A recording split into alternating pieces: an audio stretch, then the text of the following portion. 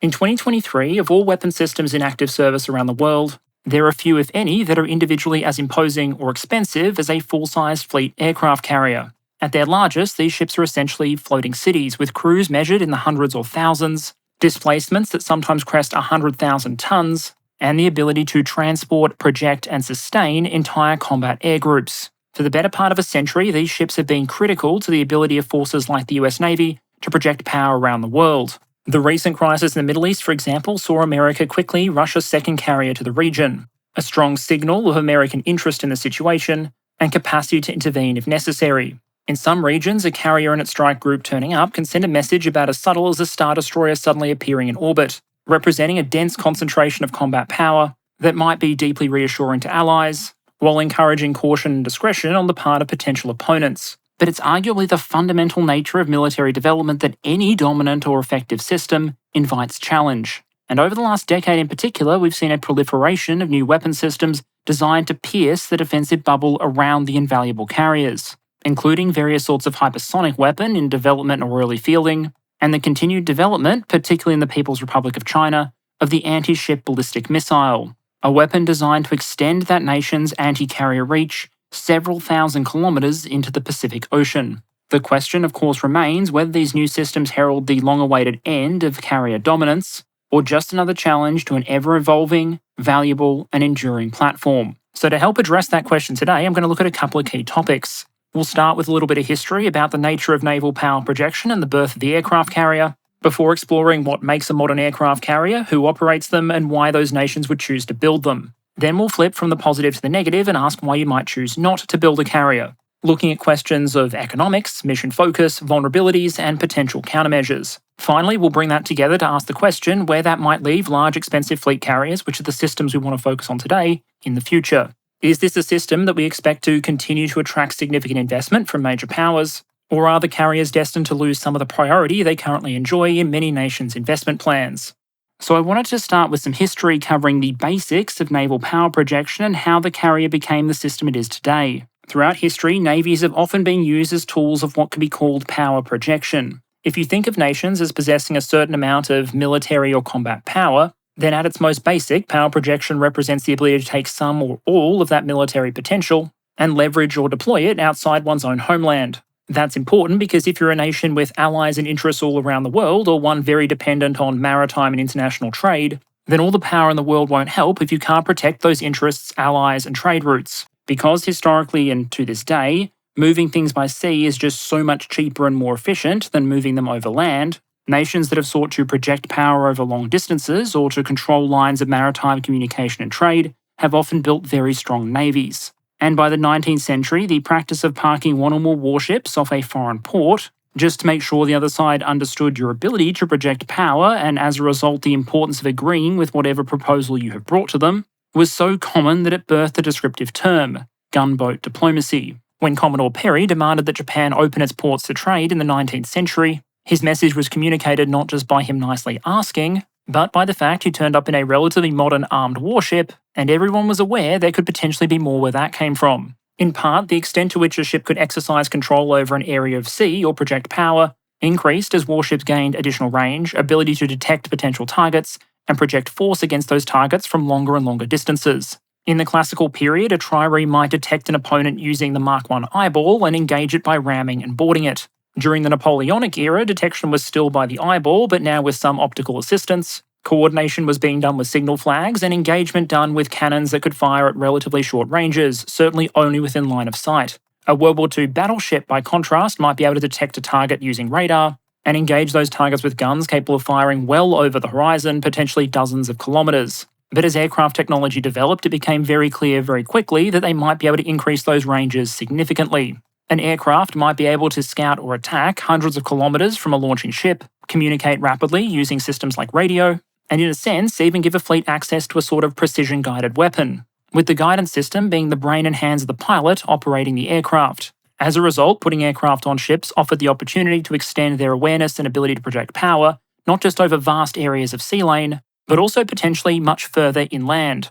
The first carriers were often very small and primitive compared to what would come later. Often they weren't even purpose-built ships, but rather conversions of warships or merchantmen. And given the limited capability of aircraft during World War I and immediately afterwards, these early aircraft carriers mostly served in support roles. Many planners in the 20s and 30s seemed aware that there might be a disruptive technology evolving before their very eyes. But in the lead up to the Second World War, there were still significant debates in many navies over where money should be focused, building more and larger next-generation battleships, or investing more heavily in the comparative newcomer, the aircraft carrier. One article I found from 1925 by a Lieutenant Commander Vroom of the United States Navy was generally pretty positive about the potential of the aircraft carrier, but at the same time somewhat defensive about the role of the battleship. As Vroom put it, quote, "If the plane drives the battleship from the ocean, it will apparently be because the battleship has been rendered helpless through too much publicity, not because the plane can defeat the battleship in single combat. Dropping bombs on ships undefended by planes merely proves that velocity squared equals 2gh."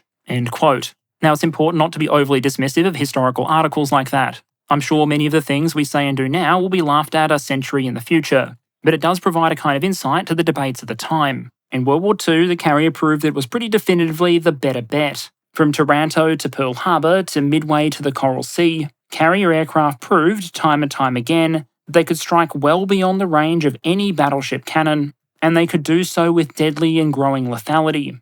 The result was a carrier build-up in many of the combatant nations that put to shame anything seen before or since. Before World War II, in many nations, battleships had outnumbered carriers. Jump forward to 1945, and the US had 28 fleet carriers, 71 light and escort carriers, supported by 23 battleships and 72 cruisers. By 1950, post-war disarmament had dropped those figures to 1 active battleship and 11 fleet carriers, but the Korean War caused a rush of reactivations in the US Navy, and by 1952 it was back up to 19 active fleet carriers, supported by 4 Iowa-class battleships. During the Cold War and the immediate post-Cold War period, the carrier remained the central aspect of American naval power projection. The fleet varied between 17 and 26 active carriers between 1951 and 1971, while from there the carriers would get bigger but also fewer in number. As the American Navy itself claims, from Truman onwards, in times of crisis, often the first question asked by an American president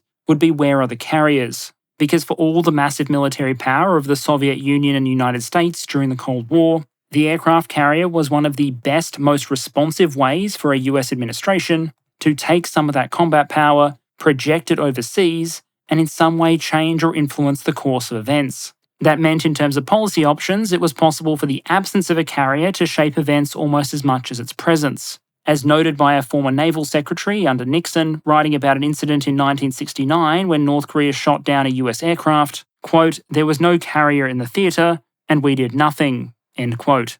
For the nations that have them, carriers have long been a premier tool of power projection, and for the US in particular, one of its greatest symbols of enduring naval dominance. And for other nations seeking to build power projection capacity of their own, you can see why there might be some attraction in building and sustaining something similar. So let's talk Fleet Aircraft Carriers 101. Now, while it's true in some senses to say that carriers are proliferating, it's also important to remember that not all carriers are created equally. Depending on how strictly you interpret the term, an aircraft carrier might mean anything from a 100,000-ton nuclear-powered behemoth to the tiny flat-decked escort carriers of World War II.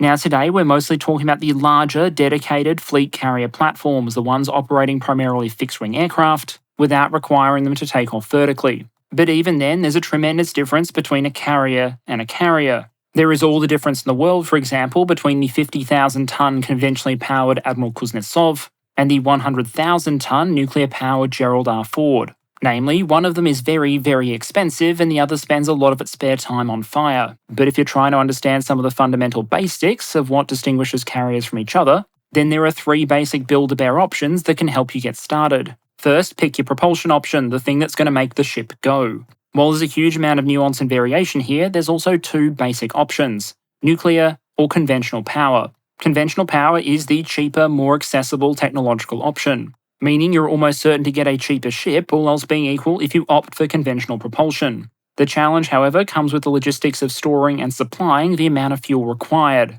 A British Queen Elizabeth-class carrier reportedly carries about 4 million litres, that's 1 million gallons, of F-76 fuel for the ship, giving it a range of about 19,000 kilometres or 10,000 nautical miles. To put that into perspective, that's enough fuel to fill up a Toyota Camry about 80,000 times, or a Ram 1500 long enough to reach the next gas station. Now, actual range and fuel consumptions correlates very strongly with speed, but at efficient cruising speed, that would mean draining the fuel tanks very roughly once per month. By contrast, a nuclear propulsion option is much more expensive and more technologically demanding, but gives you access to a lot more endurance, fewer onboard fuel bunkers, and in most operational designs we've seen, more horsepower per displacement. The refueling interval for a nuclear aircraft carrier will usually be somewhere between 20 and 25 years. And there'll be fewer logistical consequences if you need to push the ship closer to its max speed for protracted periods. In terms of sheer performance, it's a fantastic option, although the cost and technological barriers are probably very relevant for a lot of nations.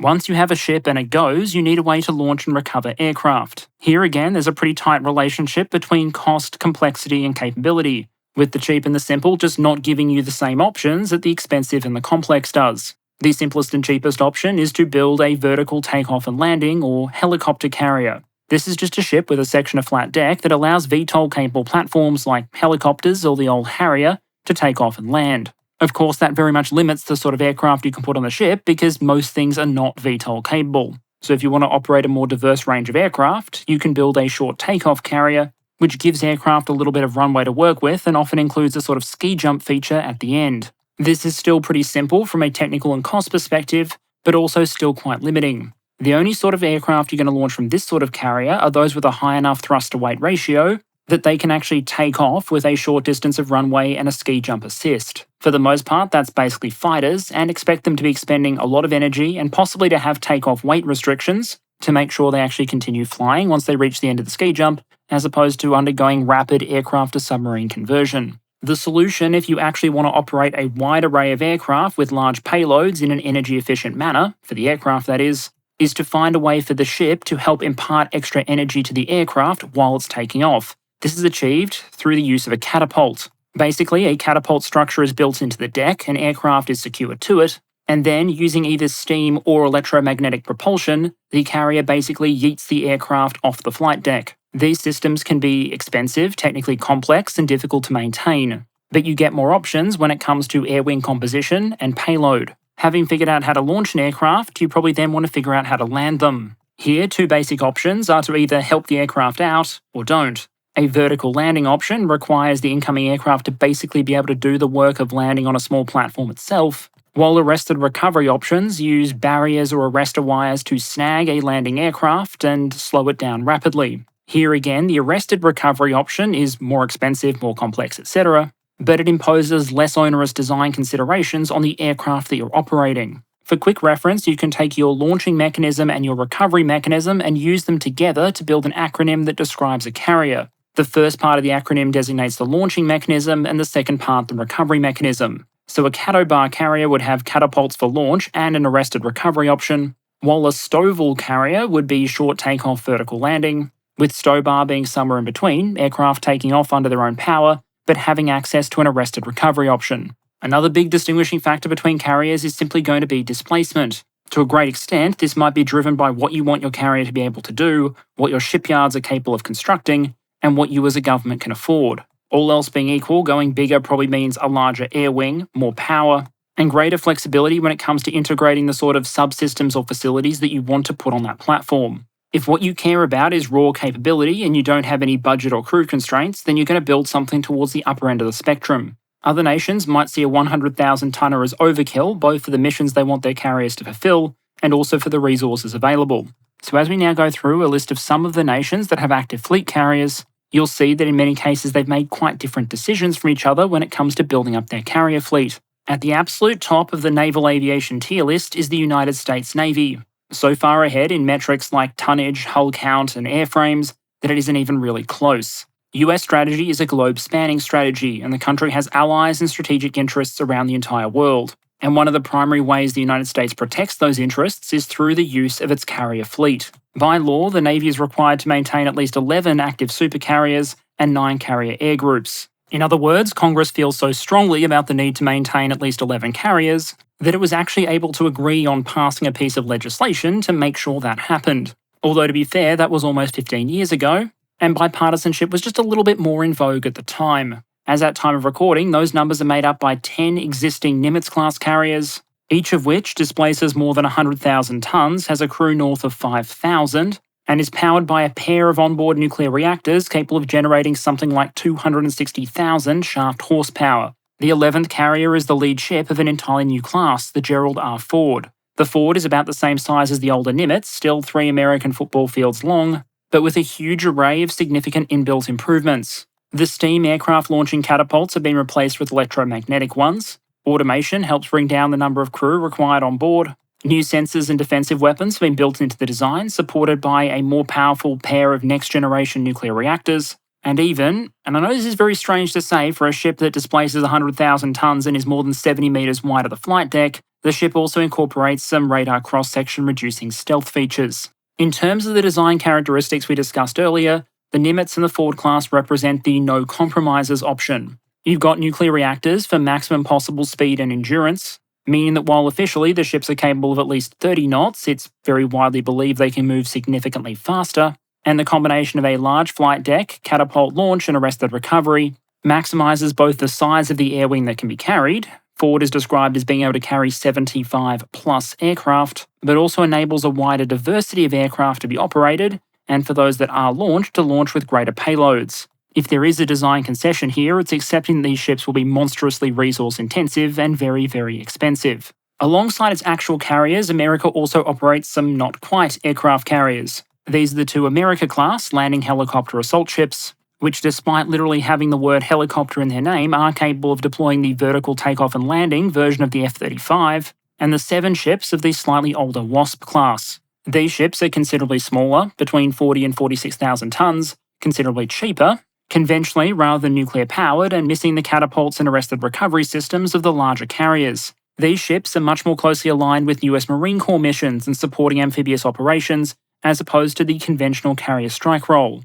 But given you're talking about nearly 10 additional ships capable of operating at least small numbers of F-35s, it seemed wrong to leave them out. And to be very clear here, taken together, the US carrier fleet has the ability to pick up more combat aircraft than possessed by most national air forces, and move them basically anywhere in the world that's near a coast. And they provide critical awareness, defensive air cover, and striking air power to those formations supporting them.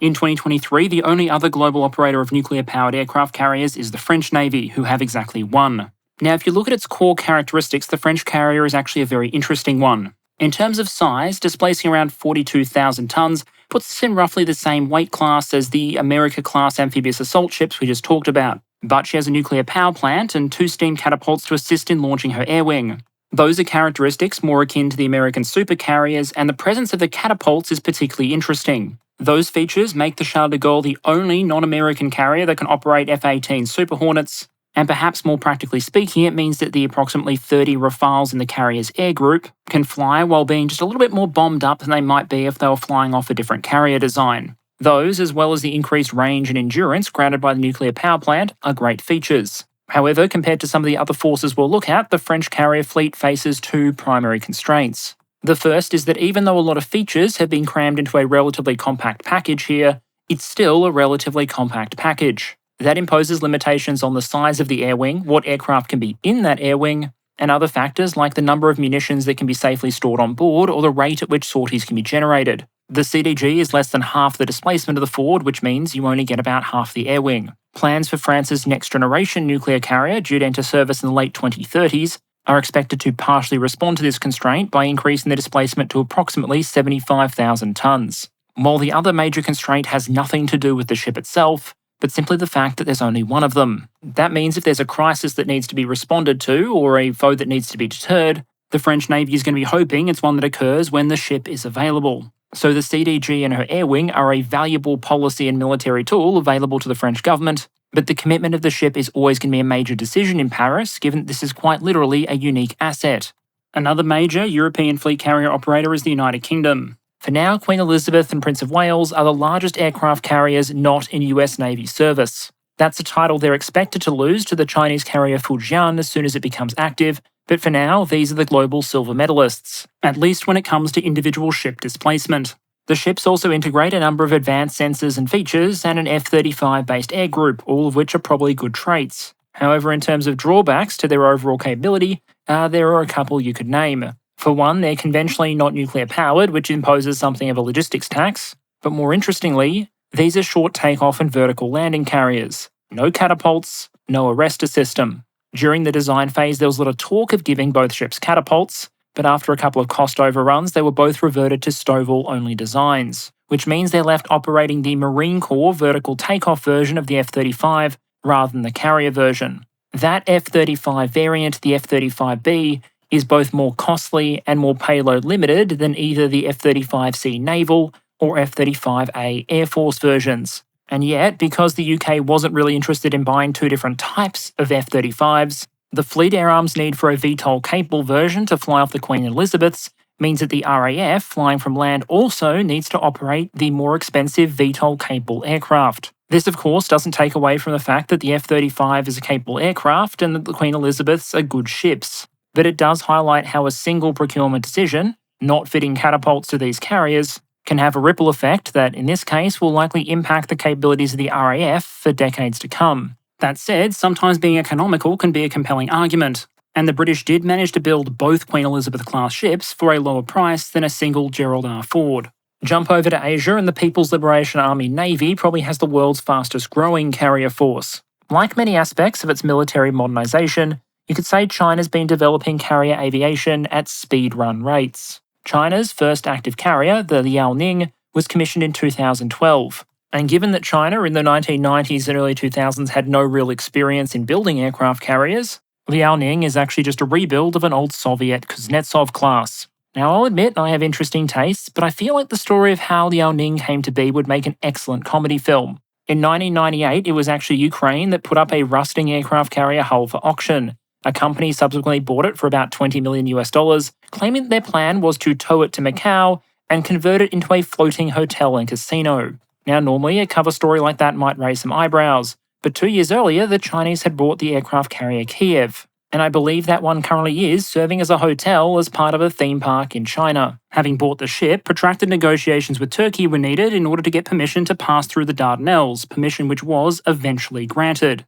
with the ship making its way into the Mediterranean, only to then lose its tow in a storm 3 days later, an accident which cost a sailor their life. Finally, because you're not allowed to take unpowered vessels through the Suez Canal, this carrier had to go the long way, being towed through the Straits of Gibraltar, down south around Africa, and then finally to China. There it went through a comprehensive rebuild and restoration process, converting it not into a casino and luxury hotel, but China's first operational fleet carrier. As an adapted Kuznetsov, Liaoning is a short takeoff but assisted recovery ship. There was no catapult, but there was an arrestor system, and even though the ship was old, it did give China experience operating carriers for the first time. The next step was to stick with the modified Kuznetsov design, but this time to build one domestically.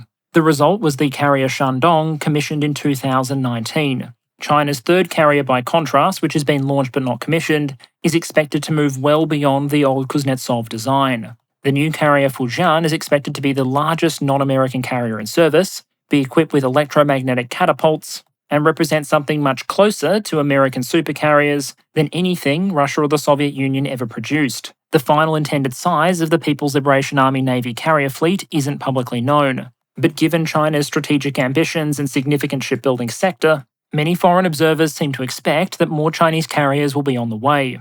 The other rapidly growing carrier fleet in Asia is that of India, and here you might recognise some commonalities with the approach we just discussed for China. India had operated a British-built light carrier for some time, but to get their first larger carrier, the Indians purchased an old Soviet Kiev class, had the Russians restore it, and then had it rebuilt into a 45,000-ton short takeoff assisted recovery carrier. This was the INS, and I apologise for pronunciation here, Vikramaditya, and it was commissioned in 2013. The second ship was, as you probably guessed, an indigenously produced one, INS Vikrant, which tested the capacity of Indian shipyards, but did stick to the ski jump configuration and used an American power plant. But as India takes the step of ordering additional aircraft carriers, expect them to continue to expand in capability and potentially also in their level of indigenization. Finally, for completeness, I'll mention the Russians, although realistically the Soviets were a carrier power, Russia very much isn't. We've talked about Russia's one quote-unquote operational carrier before.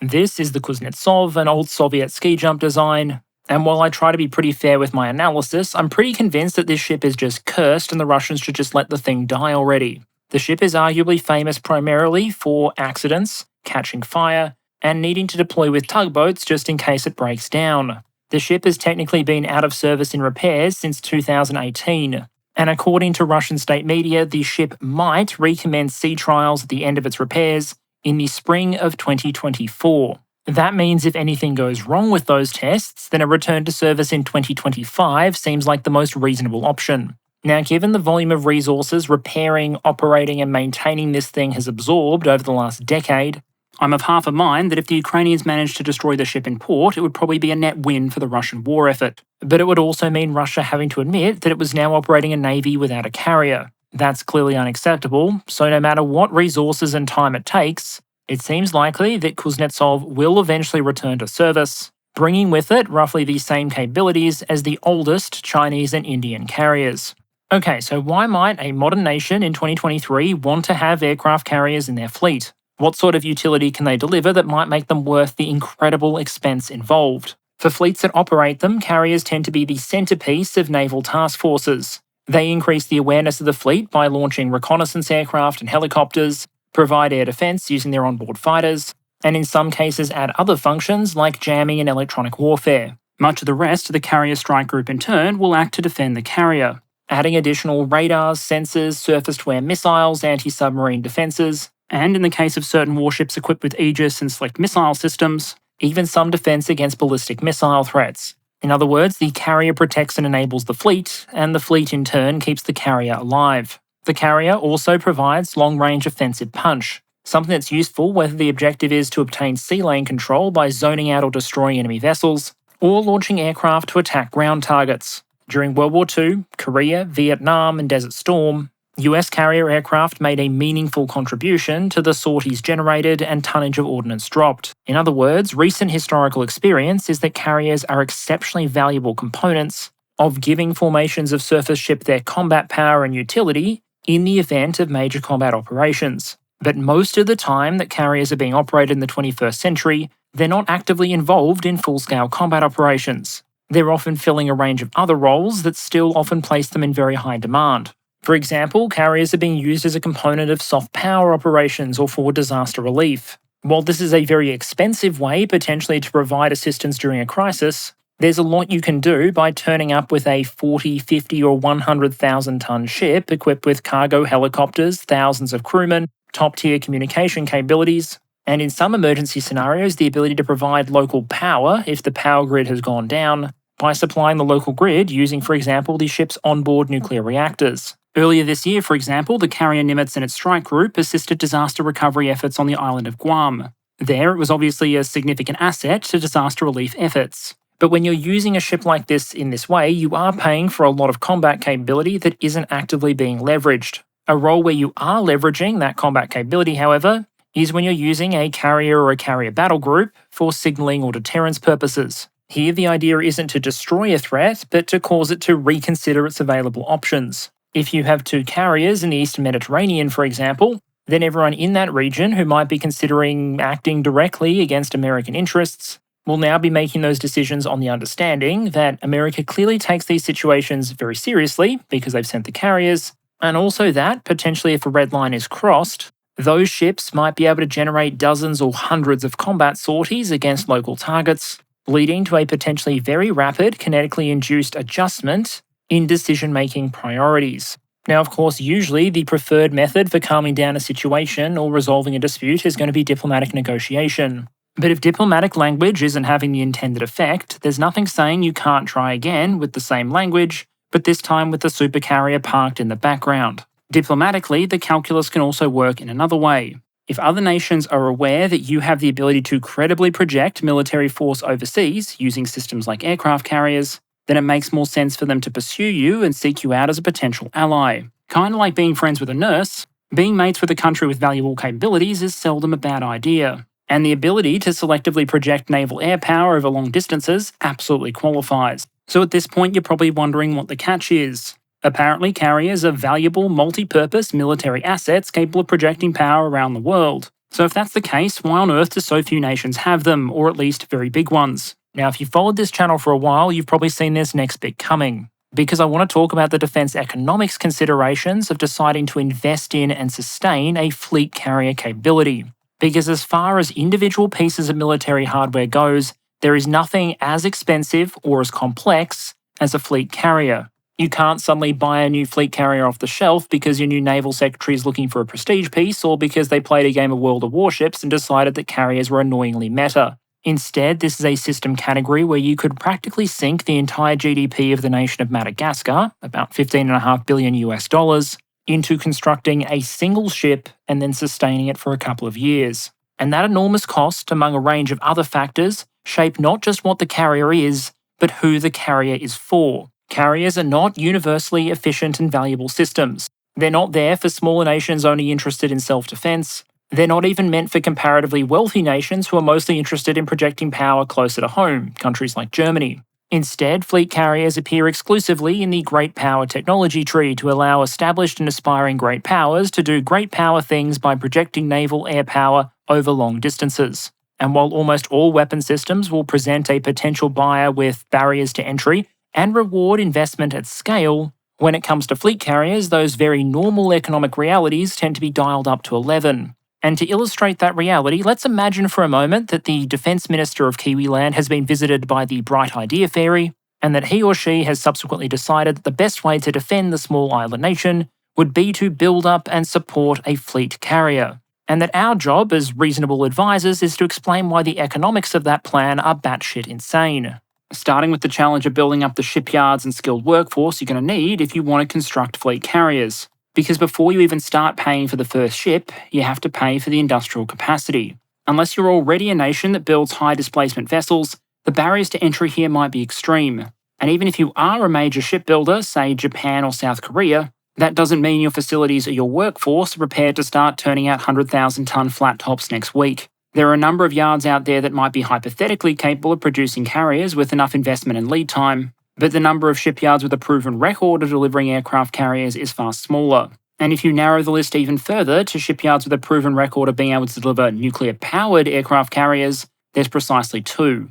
If you want to build a CVN now, you can build it in Virginia, or you can build it in Saint-Nazaire. And in the latter case, those French facilities will need some work so that they're positioned to deliver the next generation, much larger French carrier. There may also be an argument for some countries having at least the building blocks of a nuclear carrier capability. Russian shipyards, for example, have previously built both large nuclear-powered warships and also conventional carriers, but have never taken the step of joining those two technologies together. But given Russia's pressing current strategic requirements, I doubt the funding is going to be there to experiment anytime soon. Nor do I want to see what happens if you put a nuclear reactor in a ship with the Kuznetsov safety record. Once you have your shipyard and workers, you need to understand that the cost of these ships has been increasing greatly over time.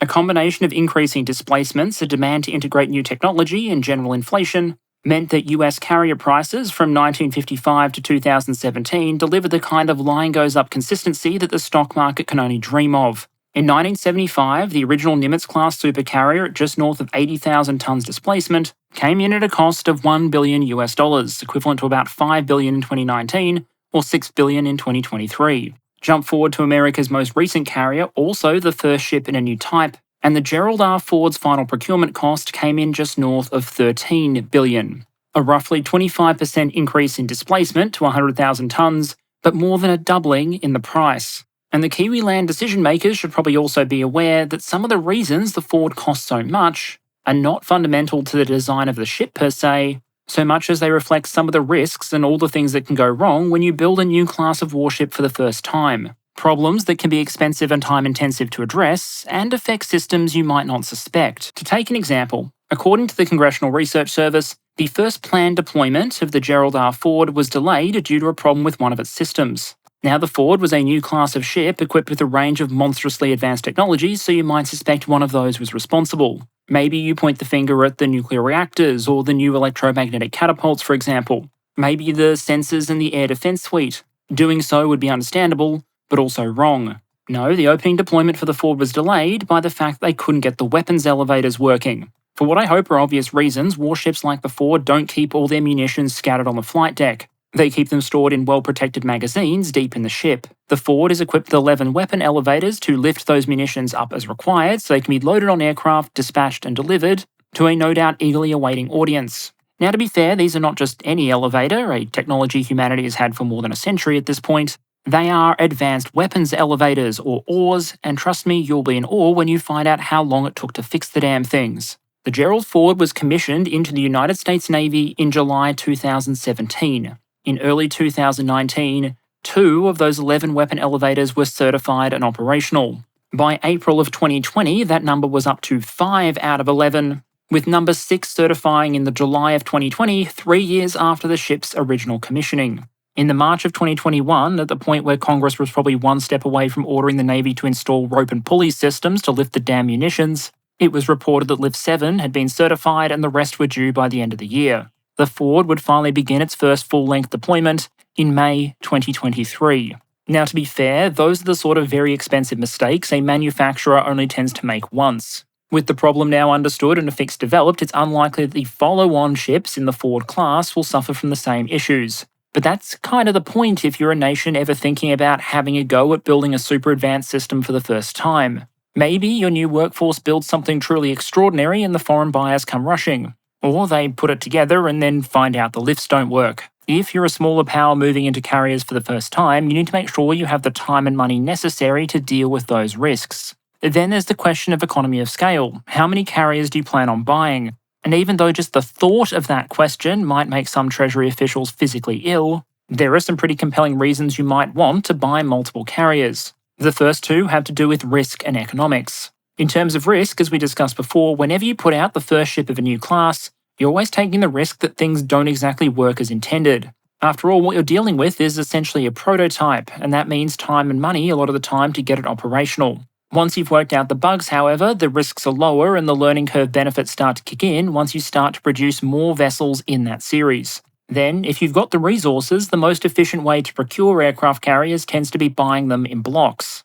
locking in orders for multiple ships years in advance, which in turn allows shipyards and contractors to plan ahead, especially when it comes to long lead time items, and realise savings on just about everything. For fiscal year 2019, the US Congress authorised funding for 2 carriers at the same time, CVN-80, USS Enterprise, and CVN-81, USS Doris Miller. The 2 ships would be built in sequence, with Enterprise being delivered in 2028 and Doris Miller being delivered in 2032. But according to the CRS, just that simple act of authorising the ships in advance allowed the US to realise significant savings, cutting about $247 million off the cost of Enterprise and $2.64 billion off the cost of the Doris Miller. The flip side to this American model of block building in series is the approach that is taken by almost everyone else. If you're the French, for example, every carrier is the first of its kind, every component near unique, every ship a prototype, and there is no way to entirely prevent that showing up in your cost and risk estimates. Then there's the question of how effectively your overall carrier force can perform the sort of missions you might want to assign to it. And here I'd suggest there's probably an argument that the whole can be much greater than the sum of its parts. Having 2 carriers, for example, might be more than twice as good as having 1, because ships need maintenance, crews need a break to see their families, and as a result, no ship is going to be available for deployment all the time, which means you might have a problem if a crisis occurs while a ship is undergoing maintenance, or if an opponent figures out that even though some of these ships can set records for deployments that are almost a year long, no individual ship can be on station forever, and so there might be a window in which they can start shit without immediately getting hit. Having 2 or 3 carriers, by contrast, massively increases the odds of always having one ready and available, and as a result, you being able to respond in a crisis or an opponent having to factor your ship into their decision-making. If you're the USA, you can go one step further and actually have some of the carriers forward deployed. That is, constantly hanging around in critical regions so you can respond quickly if you need to. The point isn't that a single carrier is completely useless. A nation like Kiwiland might indeed get some use out of it. But at a strategic level, a small fleet of carriers is probably going to do the core carrier mission far, far better. You can also potentially make economies with a range of other factors, ranging from training to supply, to even the number of carrier air wings that you purchase and maintain. That last one is very important because a carrier air group can be very expensive, but at the same time, a carrier without one is pretty much useless for anything other than parades, cocktail parties, or flying comically oversized banners. If you want to operate a one-carrier navy, realistically you need at least one carrier air wing. Sure, they may not be embarked when the ship is undergoing significant maintenance, but you need them when you're sailing, so it's one for one. The Americans, meanwhile, can afford to do a little bit of shuffling. And so the rules that say the Navy needed to maintain at least 11 CVNs only said it needed to maintain 9 carrier air wings. I could keep pulling out examples, but by now you get the mounting point. When it comes to large aircraft carriers, sometimes, and in more ways than one, it pays to go big or go home.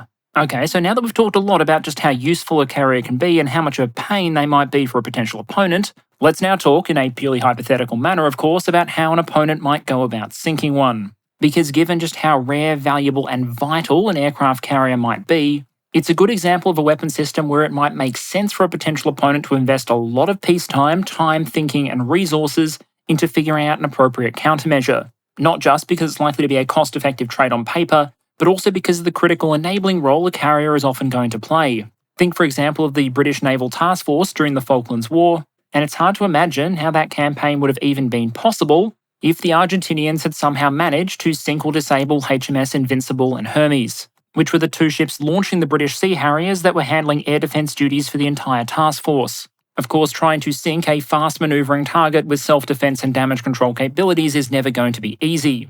And so we've seen different threats to carriers evolve over the course of history. World War II gave us 2 primary mechanisms to destroy a carrier, both of which remain to a greater or lesser extent relevant today. The first method, particularly relevant in the Pacific, was to kill a carrier using another carrier or ground-based aircraft. Of all Japanese fleet carriers sunk during the Second World War, a bit less than 2/3 can be credited to air attack, even if yes, many of those were just disabled by air attack and then scuttled by the Japanese Navy. The second method, meanwhile, is attack by submarines. During the Second World War, submarines accounted for the remaining Japanese fleet carrier losses, and 3 of the 4 that would be lost by the Royal Navy. These 2 methods take very different approaches to overcoming the carrier's fundamental defensive strengths.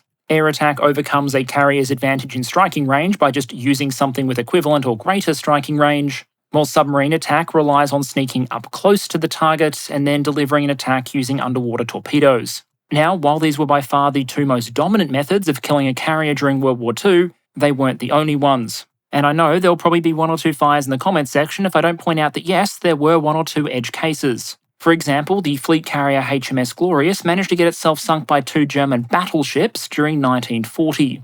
This was made possible by some very good gunnery on the part of the German ships, and some, let's call them suboptimal decision-making by the Glorious's captain. At the time she was attacked, Glorious did not have a combat air patrol up, did not have any aircraft on its decks ready to launch, and when it did spot the unknown ships that turned out to be Scharnhorst and Gneisenau, she made no significant effort to evade until it was far too late, sticking with the abysmal level of situational awareness and survival instinct that you need in order to be ambushed by 60,000 tons worth of capital ship. Now, to be fair, Scharnhorst did take significant damage sinking Glorious, but that was due to a torpedo fired by one of the 2 escorting destroyers, nothing to do with Glorious herself. At the other end of the spectrum, USS Yorktown was a carrier that was given the traditional options of death by opposing air power or enemy submarine, and said why not both. The ship was badly damaged by Japanese carrier aviation at the Battle of Midway, and then torpedoed and sunk by Japanese submarine I-168 while it was under tow, with modern submarines being far quieter and their torpedoes far more capable and deadly than the World War II versions. It's reasonable to say that submarines probably remain a very deadly potential threat to aircraft carriers and their strike groups. Indeed, one beloved pastime of many American allied navies is to try and sink American carriers during war games. For example, back in 2000, when an Australian Collins class managed to get close enough to photograph the USS Abraham Lincoln, or when the Swedish submarine Gotland made a significant impression on the USS Ronald Reagan back in 2005. Cut forward to the Cold War, and the Soviet Navy found itself in the unenviable position of facing the greatest carrier force the world had ever known. The Soviets may have lagged when it came to carrier-based technology and experience, but they were excellent when it came to rocketry and missile design. And so you see generations of Soviet warships that pack their decks with massive missile launch tubes, with each one containing usually a very heavy, very long-range, and very lethal anti-ship missile, essentially calculating that the best engagement odds would come from getting within range, firing off your Macross missile barrage, and then running. Soviet long-range naval aviation would also get access to heavy long-range anti-shipping missiles, which were meant to allow aircraft like the Tupolev 22M to engage American carrier groups, while being less vulnerable to the defending carrier fighters than aircraft that would have to reach closer in order to fire off their munitions.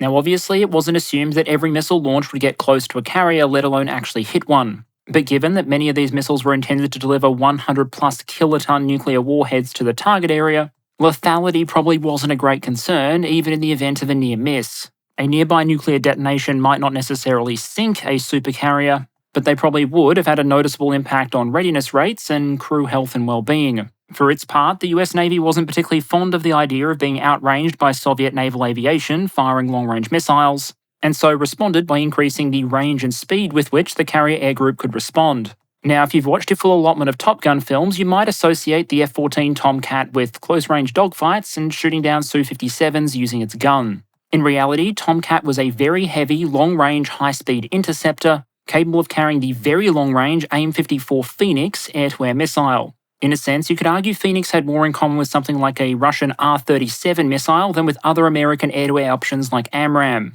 The thing was an absolute chonker, almost 3 times the mass as the AIM-120, and despite entering service in the 1970s, had a maximum theoretical range more akin to the modern Meteor from Europe, as opposed to any of its other American contemporaries. Now, personally, I'd be thrilled if the next Top Gun film featured nothing but aircraft yeeting long-range anti-aircraft missiles at radar tracks, and then the audience waiting a minute or more to see if the radar track obligingly disappears on cue. That said, I'm not sure the movie-going public at large would agree, so let's limit the lessons from this section to being, whenever the carrier is threatened, usually the carrier finds a way to strike back. Now, in terms of new and evolving threats, the carriers got a little bit of a break in the 1990s.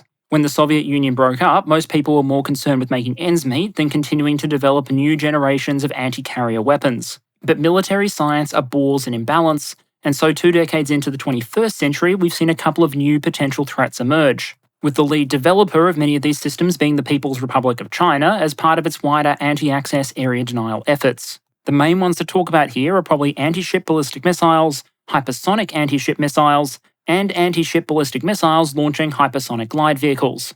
I've done an entire video on hypersonic weapons in general, so I'll happily refer to that one for more information. But the basic idea behind an anti-ship ballistic missile is you take the sort of technology that would usually be used to deliver something like a nuclear warhead, and you try and adapt that technology to enable you to attack aircraft carriers or critical shipping targets instead. A missile like the Chinese DF-21 might be able to engage a target hundreds or thousands of kilometers away in a matter of minutes, not hours, and be moving so quickly during its terminal descent that it would pose a massive problem for most missile defense systems. Normally, using a long-range ballistic missile to deliver a conventional munition would be horribly wasteful and inefficient. There are very few targets on Earth valuable enough to be worth engaging with expensive, long-range conventional ballistic missiles. But an aircraft carrier is almost certainly one of them. And as far back as 2013, it was rumoured that China might have fired this sort of system against a strangely aircraft carrier-shaped target in the Gobi Desert. Then, much more recently, there was reporting of a test of an anti-ship ballistic missile being used against an actual moving ship at sea.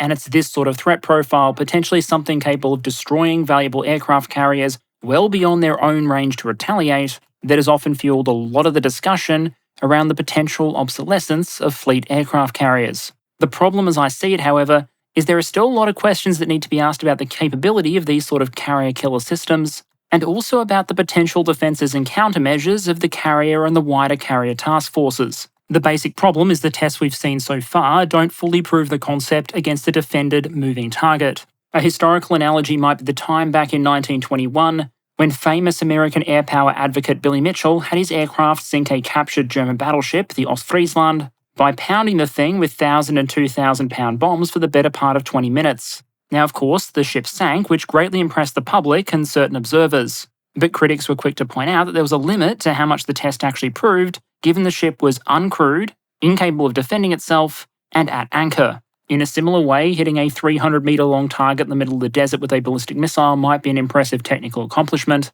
but that is a case of a target in a known location with a limited ability to manoeuvre and absolutely no defensive capabilities of its own. The threat from anti-ship ballistic missiles and hypersonic glide vehicles is probably very real, but in order for that sort of system to be effectively used, several things have to happen in sequence. If any one of these links in the so-called kill chain fails, then so too does the attack. To think about this problem for a moment, in order to kill a target with a missile, you first need to find it. And while an aircraft carrier is big, the ocean is bigger and a carrier tends to move. So you need a system that can identify a carrier thousands of kilometers away from your own shoreline, positively identify it as a carrier, and then maintain an accurate enough track on it that you can actually task a weapon against it. And there has been some media reporting that countries like China may now be able to track carriers more or less in real time using satellites. The reality does seem to be that the modern battle space is getting more and more transparent, with better sensors paired with better analytical tools like artificial intelligence. But just as it might be possible to locate a carrier against the backdrop of an ocean, it might be possible to locate the satellites that are finding and helping to target it.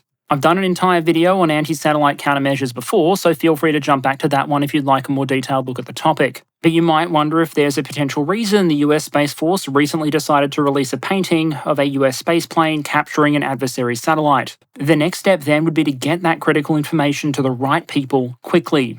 Importantly, that means both the people making the decision to engage that target, and then to the missileers that are actually going to set the missiles flying. Now, to someone used to playing strategy games, this might sound like the simplest step. An enemy unit appears, you right-click it, it ceases to be. But as we've seen in Ukraine, this sort of networking and tasking isn't easy. More than 600 days in, the Russian military still struggles to reliably hit moving targets behind the lines.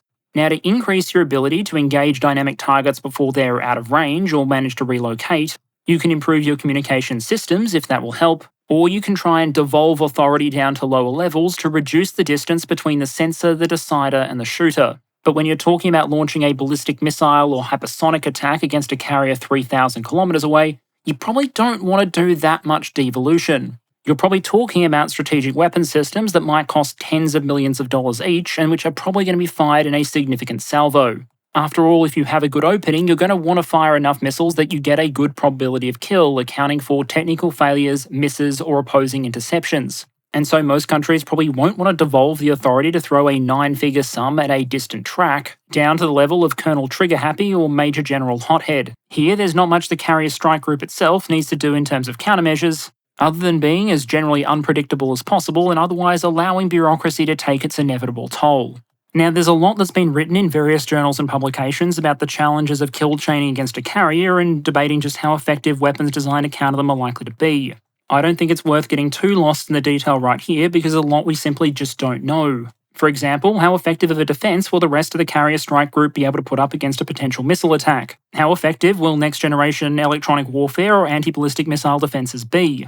How wide is the potential defensive gap against hypersonic attack? And even questions over whether or not the balance between surface warships and submarines will shift in one direction or another. Related to the defenses of the carrier strike group, what's the probability that any individual missile will actually penetrate those defenses, hit and kill the target? Fleet carriers are generally fast, maneuverable, and have significant damage control capabilities. And so even if you can pull the equivalent of dropping one red pin in an opposing ship in a game of Battleship, what are the odds and how important is it that you get enough hits to actually sink and destroy one? Your answers to those questions then shape assumptions around things like salvo size, how many missiles you have to fire at once, and thus how economical and repeatable these sort of anti-ship attacks might be.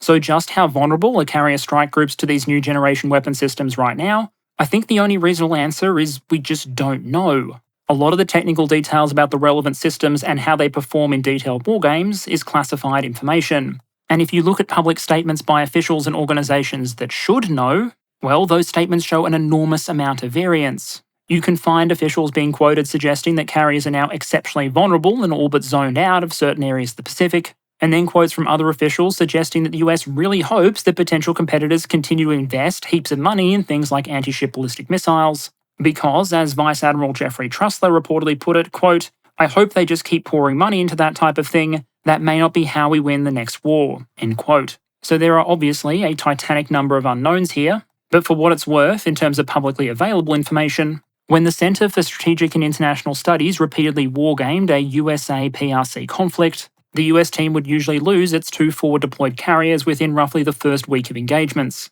At the same time, however, the People's Republic of China team would usually lose the overall wargame, suggesting that the overall balance in the scenario year, which I want to say was 2026, was impacted by the presence of weapon systems that could reliably kill forward-deployed carriers, but that those systems alone were not enough to decisively swing the tide of the war. I'd also note that whatever the balance between offensive and defensive capabilities now might be, given just how long many of these systems are expected to be in service, it also matters what the balance in the future might be. That means making assumptions about potential improvements in hypersonic, anti-ship ballistic missile or sensor technologies on one hand, and also the evolving defensive capabilities of the carrier strike group on the other. The weapon systems that target carriers might be evolving, but so too are the carriers themselves. An example here might be the fact that the Gerald Ford class was designed with about twice the electrical generation capacity that it actually needs for its existing and planned systems. That means there is a lot of power and potentially ship volume available if in the future very energy-intensive technologies like high-energy lasers or railguns mature to a point that they merit mounting.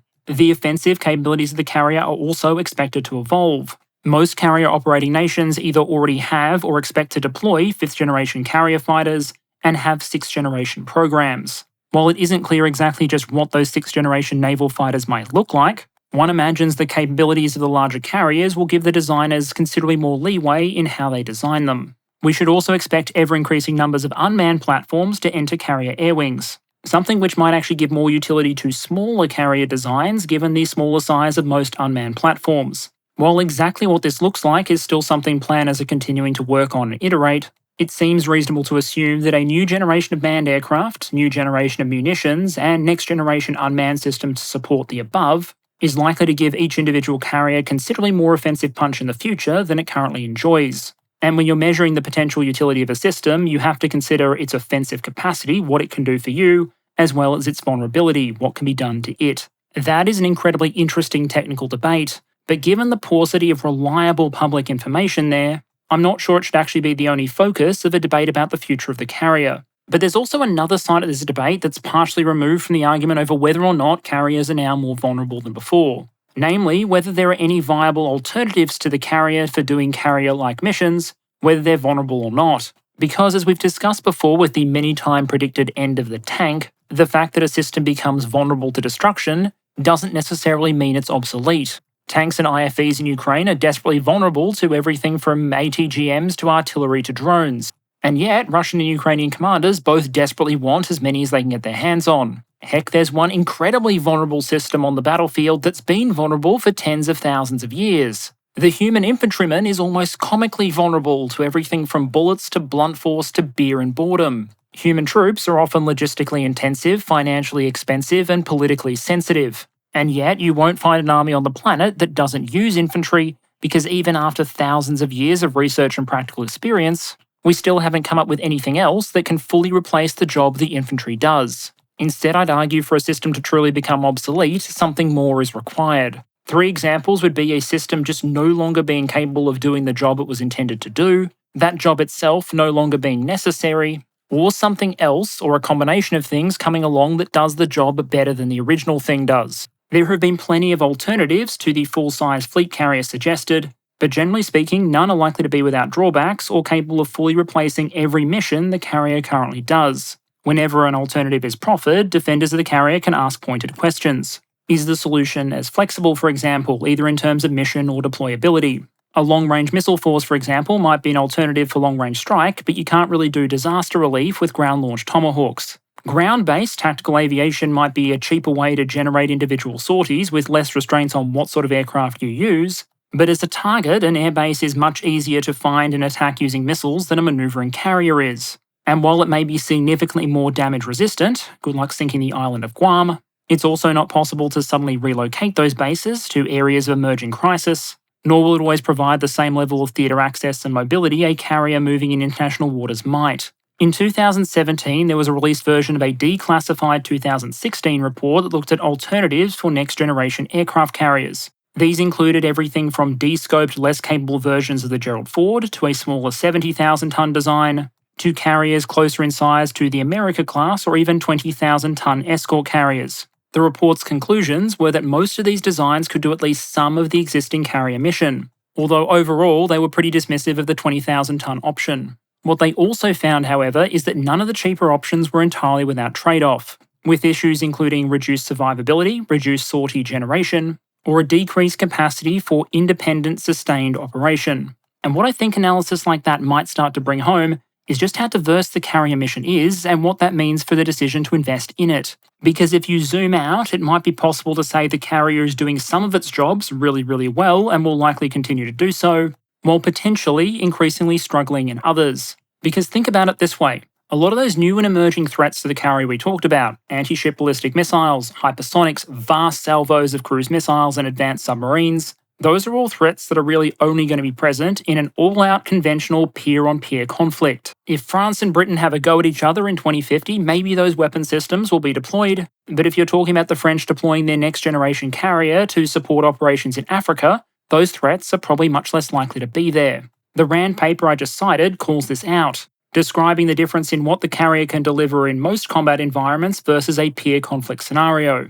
As the paper puts it, quote, "The best characterization of the current carrier strike group force is that it offers overmatch in some scenarios, but will be challenged in others," end quote. So in a vacuum, with no other competing investment demands, your view of the future of the carrier probably comes down to how important you consider different parts of its mission. If your focus is just on high-intensity conflict against very capable peer opponents, then maybe you think the carrier is in trouble. If your focus is on power projection in other environments, then you probably regard discarding the aircraft carrier the same way you might consider someone saying that we should stop using passenger cars because they're not mine resistant. It's a vulnerability, sure, but not a critical one from an investment perspective. And if you decide to really come at this from a defense economics and investment perspective, you could even go so far as to say the greatest threat to the aircraft carrier and its future might not necessarily just be the weapon systems that make it more vulnerable. It might be all the other potential systems and capabilities out there that are competing for investment dollars that might be able to do at least part of its mission better or more efficiently. It might be possible, for example, to argue that the carrier is a very capable, useful platform that is somewhat capable of defending itself in most scenarios, but at the same time asking whether or not some other platform might be more effective and efficient. In a Pacific conflict scenario, for example, you might conclude that yes, a carrier strike group is useful, but is having an additional carrier worth not having an additional 4 or 5 nuclear attack submarines? In that same publicly released wargaming series in which the carriers got smacked, the submarine forces absolutely went to town sinking opposing ships. Now obviously no individual wargame or wargame modelling is going to be definitive, but hopefully you can start to see the point and the potential threat. In any individual scenario where a carrier might be useful, there might be other systems that are more useful. If, for example, your nation's primary objective was to deter and, if necessary, fight and win a conventional war against a peer opponent, one that possessed a lot of capability that potentially might threaten or even sink carriers at long ranges, well, then you might start to measure the potential carrier investment against potential alternatives. Are you, for example, better off investing in hardened aircraft shelters and a greater fleet of long-range 6th-generation aircraft to help you dominate the skies? Or if the primary goal is delivering a lot of ordnance very precisely in a very quick, high-intensity war, well, how about instead of buying an aircraft carrier, you buy 15,000 additional cruise missiles, invest in something like the Rapid Dragon system, and give even small groups of cargo aircraft the ability to generate potentially hundreds of long-range strikes per day through the expedient of pushing pallets of cruise missiles out the back of the plane. As the experience in Ukraine is showing, there might even be utility in going even cheaper. If you can't penetrating an opposing air defense, maybe you choose to saturate it instead. And if you can get the price of a long-range kamikaze drone down to $50,000 per unit, then the $15 billion budget for a carrier and a little bit of sustainment would get you 300,000 drones. Many of these systems would be almost completely useless for many of the other missions that carriers fill, but in a peer conflict scenario, they might represent more economical ways to generate massed long-range precision firepower where you need it. Cut to some of the lower risk and lower intensity environments where a carrier might operate, and maybe a full-size fleet carrier and air wing is overkill in those scenarios. According to the study I cited earlier, one of the driving factors in the Ford's design was the need to generate an increased number of strike sorties per day. That was based on US experience during Desert Storm, where, to quote the report, distances were short and the target environment rich. But in other environments, you might ask, do I need a ship which can generate 100 plus sorties a day or has all of those defensive and offensive capabilities? Maybe something smaller and cheaper, like an America class with its F-35s and helicopters, would be perfectly sufficient for a lower intensity operation. But, critically, not for all operations. That kind of thinking casts particularly the largest fleet carriers as very capable, very expensive all-rounders. They have a wide array of missions that they can do and potentially do very well. They are always going to be a valued part of any fleet, and they're always going to be in high demand by regional commanders. So the question I would pose from a defense economics perspective is not necessarily how vulnerable is the carrier. I think the practical answer is we don't know exactly, but rather how should nations balance investment in an expensive but capable multi-mission platform like the carrier as opposed to cheaper, potentially more efficient platforms that are more specifically designed and optimized for specific scenarios and roles. So taking all that together, where might that leave the future of the carrier in the coming years and decades? I think it's reasonable enough to say that the threats to carriers are proliferating and improving. And although that's certainly not a unique state of affairs and carriers have never been invulnerable, it does mean that the survivability of the carrier strike group in a peer conflict scenario is increasingly questionable, if not proven one way or the other. At the same time those threats are proliferating, however, we see increased investment in carriers by new carrier powers. The People's Republic of China claims to be a leading power when it comes to anti-carrier capability, but at the same time is investing very heavily in producing next-generation aircraft carriers of its own. That suggests that even countries that see a path to making carriers more vulnerable also see a reason to continue investing in them. And it likely also reflects an understanding that not every adversary and not every scenario is going to feature the full suite of carrier-threatening armaments. Carriers, their air wings and carrier strike groups are also continuing to evolve. They appear to be developing new offensive and defensive capabilities, and with the arrival of systems like next-generation fighters, drones, or directed energy weapons, it seems likely that carriers will grow more and more capable, even as threats against them proliferate. And as long as those capabilities make carriers useful enough at their various missions to merit investment, then it's likely we will continue to see nations build more carriers. But an increased emphasis on high-intensity conflict scenarios, the growing vulnerability of the carrier in those scenarios, and the development of other, often less expensive systems, present force designers with a difficult choice. Rather than simply having to decide whether carrier good or carrier bad, decision makers will have to tackle a more complex question. Namely, given the limited resources available, how many carriers should a nation be operating and what should those carriers look like? Understanding that every dollar or rupee spent on a carrier is a dollar or rupee that can't be spent somewhere else. In the end, the greatest emerging threat to the carrier might not be anti-ship ballistic missiles or hypersonics, but accountants, resource limitations, and competing systems. Carriers have been and probably will continue to be very valuable, capable multi-mission platforms. For many navies, carriers are a critical part of the force and are not going anywhere anytime soon. But in order to maintain or even expand that positioning going forward, the carrier will have to prove not just that it can handle new threats or effectively carry out its core missions, but that it represents the best, most efficient option for doing so. And okay, channel update to close out. Hopefully it didn't come through too much this week, but I've actually been feeling pretty under the weather lately. I'm hoping it clears next week, but we will see. The driver for the decision to do this topic was the deployment of American carriers to the Mediterranean, something which obviously took place in the context of escalating fighting in the region. I saw it as a good opportunity to build something in the same vein as the end of the tank or the end of the helicopter, a video which looks at a long-standing, established and valuable system which is facing new countermeasures and threats, and asks the question of whether or not those threats represent the end of that particular platform, or just another in a long series of challenges to be overcome. I very much hope you enjoyed it, and apologise for any inadvertent offence caused to any bubbleheads or ex-carrier crewmen in the comments. Obviously, I understand your system is the best system and any money spent on anything else is a complete waste of money, but thank you for engaging regardless. I'd like to wish you all the very best, and with any luck, I'll see you all again next week.